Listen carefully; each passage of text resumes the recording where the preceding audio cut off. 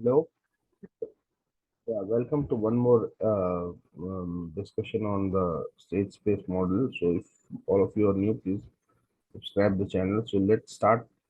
Suppose if we have to calculate the state space model, so how do we go about it? Like we have an equation in the state space form already. So, suppose we have an equation wherein x dot is equal to ax plus bu. Okay, and yesterday I have shown you y is equal to, and I've told you why what is a state matrix and what is b input vector, this is output, and cx plus du. So everything in my previous lecture you can go and look at that. So now in order to get this in the Laplace transform form, so what we do is that simply this x dot means dx by dt, dx by dt. So any term that is d by dt in Laplace transform represents S, and integral dt represents 1 by S. So here I have this term d by dt. So simply I can write it in Laplace form x of S. This can be represented as x of S. And similarly a x of S plus b u of S. So I have this term over here. So what I do is that I take s x of s minus a x of s on this side, and I have the term b u of s on the other side. So now if I carefully look at this term, I can keep the value of x of s as common, and this can be written as s minus a. Okay, to make it a little, see, we introduce a term called as an identity matrix. Identity matrix is a matrix wherein all the diagonal elements are 1 and the rest elements are equal to 0. So this can also be written in this form, s of I minus a. It will not change the value of the system, just to make the system and the mathematics accurate. So we write in this form. Okay, s of I minus a is equal to b u of s, or in other terms I can directly write my x of s is equal to s of I minus a ka inverse, okay, that is into b u of s. So this is the equation. Similarly, in the y of s equation, you see here, y of s equation can also be written, this is my equation 1 and this is my equation 2. So from this equation 1, I am getting these equations. And finally, I can write this as equation 3. And y of s also can be written as cx of s plus du of s. So I can substitute from equation 3 into y of s. Okay. So if I write this equation 3, so I notice that cx of s is there. So I can simply write c x of s. I got the value si minus a inverse b u of s, and it can be written plus d u of s. Normally what happens, the input vector, this thing is equal to 0, okay, in most of the cases. So when this d vector is equal to 0, then your final equation becomes s of I minus a inverse, okay, b u of s. So this term b u of s, okay, can go down here. This u of s term can go down here, and it can be written as b, or else also if you don't want to put the value of d0, one is this scenario, one equation like this you can get. If you don't want to put this as 0, then also you can have the third part wherein you can take the u of s common here, that is y of s by u of s will be represented as c s I minus a inverse, okay, b plus d, because in these terms both, see here, where is the y of x term, here u of s is common, so this u of s can be taken down. So either you can have in this format, or the, sorry, or the other format. Now let's do a problem to elaborate this concept. Okay, let's go about a problem. Suppose I have a problem wherein I have mentioned my x dot is equal to x1 dot x2 dot here, and I have a value minus 1, minus 1, 1, and 0. So this is equal to x1 into x2. So this is the format of the state space wherein wherein I can clearly see this is my A matrix, right? I'm sorry. Yeah, guys, a little bit. Yeah. So it can be clearly seen that this is the first term there represents my matrix A control. Okay. So it is, yeah, so it's a bit hanging. So please, yeah. So this is the, yeah, this term can be represented as A term over here, A term. And similarly, if you look at, okay, and if you look at the other term down there, that is B term. So I have to introduce one more term there. That is would be plus of basically the B term. B term here is 1 0. Okay, into U, that is U. So this was AX dot plus BU. So here I can say this is my B term, and I have another format y is equal to, I don't have a C term here. Y is equal to 0 1. Sorry, the D term is not there. X1 plus X2. So here in this equation, the D term is 0, whereas the C term is there. Okay, this is the C term.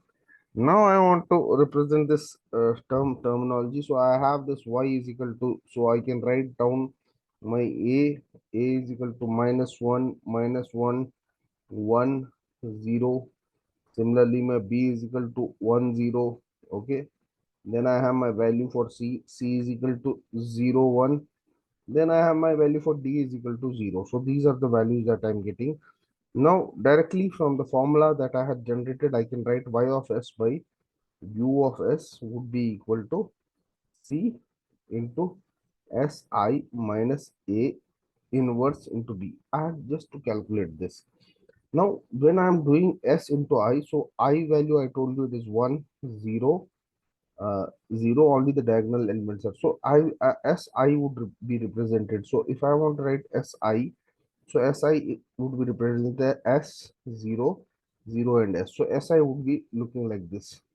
So the first term I have to do is S0, 0, and this term is S, and I have to subtract it with A. A value is minus 1, 1, 0. So what are the terms that I'm going to get from this equation? So first value, if I look at this matrix that I'm going to generate from here, so the first term that I'm going to get when I'm doing this is simply I'll get the first term as S plus 1, S minus of minus 1.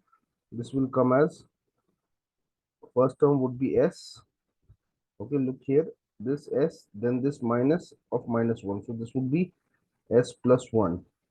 What about the second term that I'm going to get?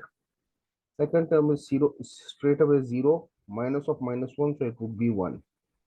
Similarly, here also down there, if you look at the third term there, can you tell me the third term? By now you should have been able to tell me. Third term would be minus 1, 0, minus 1.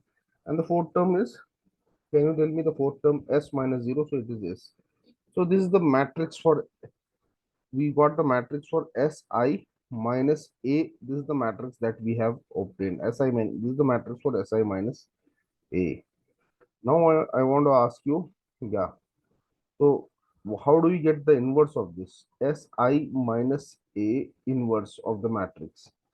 So any matrix inverse is adjoint of A divided by the determinant of A.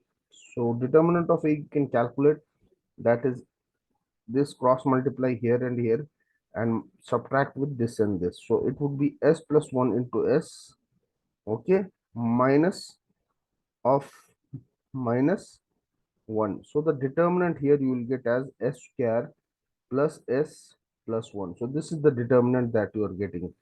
Now adjoint of matrix, how do you go for the adjoint of the matrix? Can you tell me how do you calculate? I'll be erasing. So these are the terms already you are having. Okay, so let me erase for the time being. So I just want to show here itself. So how do you get it? So the adjoint is basically the transpose of the cofactor matrix. Okay, So adjoint of a matrix is basically transpose of the cofactor. So transpose of the cofactor would be, I'll explain you how do you get the cofactor and all. So this is a very easy thing. This is not that rocket science. So this is basically adjoint of a matrix would be equal to minus 1 to the power I plus j. So I represents the number of, where I is number of rows and j is the number of columns. Number of columns. So here if you look, and then the transpose, see, suppose if you had a matrix in the form of A, B, C, D, if you want a transpose of this matrix, so transpose of this matrix is got by the cofactor ka transpose. So cofactor A, whichever row A is there, you have to eliminate that particular column and particular row. What is left? D. So for A, you will write D. Similarly for B, you see, you have to eliminate that row, and so what is left? C. Similarly for this thing, C, you see what is left. So this row will go and this column. So C and this, so left term is B. And so for A, it would be this. So this is basically the cofactor. Okay. This is cofactor. This is called the cofactor for this matrix. Suppose this was a B matrix, cofactor of B. So which is nothing but minus 1. And now here also this term is very important. So if you look at the matrix, the first term is first term is 1 1 1 2, okay, 2 2, sorry, 2 1 2 2. So first row is, this is first row first column, and first row second column, second row first column. So whatever the even terms would be there, their sign will not change, because minus 1 to the power 1 1 would be even term, minus 1 to the power 1 1 would be 2, it would be plus 1. But what about the even terms? 1 plus 2 would be 3, so this will become minus 1. So whatever the even terms, their sign will change. So this will remain as it is D. Okay, this becomes minus C, this becomes minus B, and this remains A. Okay, so now you have to take transpose of it. Okay, adjoint of A means, adjoint of A is represented, adjoint of A would mean cofactor transpose, cofactor transpose divided by the determinant. Okay, so now the transpose, this is basically, this formula is minus 1 to the power j, this thing dba, this is the cofactor. Okay, now you got the cofactor, but you have to take the cofactor transpose. So you have to take transpose means, how do you take, eliminate this, write rows in terms of columns, columns in terms of rows. So simply you will write D and minus B over here, and this row and here minus C. Okay, this column can be written in form of rows, and this column can be minus C and A. Okay, so this is the straightforward explanation. Now here you see S plus 1, 1 minus 1 S. So this is your A, B, C, and D, right? So how do you write it? How do you go about it? You write the, in the transpose, you'll get the first term as D, S, and you look at the second term is minus B. So minus B is minus 1, okay? And the third term is minus C. So minus C here is 1, and the last term is S plus 1. So this is the inverse of this matrix divided by the determinant. Divide determinant is there, S square plus S plus 1. So this is basically S plus A minus ka inverse. Now the value of C is there given in the problem. The value of C, value of B is given in the problem. Now let's take into the next page and let's solve it. Was a lot of hodgepodge here. So let's go to the next page and let's see how to solve it. Okay. So in the next page, if you look at the next page, so we already got the value of C. We have already mentioned the value of A is equal to minus 1, minus 1, 1, 0, and B value is equal to 1, 0. Okay. Similarly, your C is equal to 0, 1, and D value is given as 0. So if we are going to the next page, and we already told you y of s by u of s is equal to how much? C times Si minus A inverse, okay, into B. So Si minus A inverse, how much we calculated? What is the value of Si minus A inverse? Can you kindly, yeah, Si minus A inverse, I'm sorry, So we saw the SI minus A inverse value was equal to S minus 1, 1, S plus 1 divided by the determinant value, that was your S square plus S plus 1, right? And this C value here was 0, 1, okay? And the B value here is 1, 0. So when we have to multiply this matrix, so I'm sorry, let me go to the previous slide. When we have to multiply this matrix, so I'll take this row and multiply it with column. So first value I'll get. So S into 1, S minus 1 into 0, 0. So first value would be, okay, so it will remain as S. Second value similarly here. 1 into 1, 1. So this value I get. S and 1 value I will get. Okay. What about the final answer?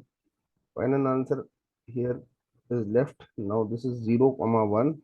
So first row, it becomes, what is the value? 0 into S, 0. 1 into 1, 1. So I'm left with only 1. So if I solve this matrix, I'll get 1 S square plus S plus 1. So this is basically row into column multiplications in order to get the matrix. So the final answer for this is y of S by u of S would be equal to this entire term reduces to 1 by S square plus S plus 1. This is the answer for the problem. So how it is done. Thank you very much for being. If you are new, kindly subscribe it. Thank you. Thanks a lot.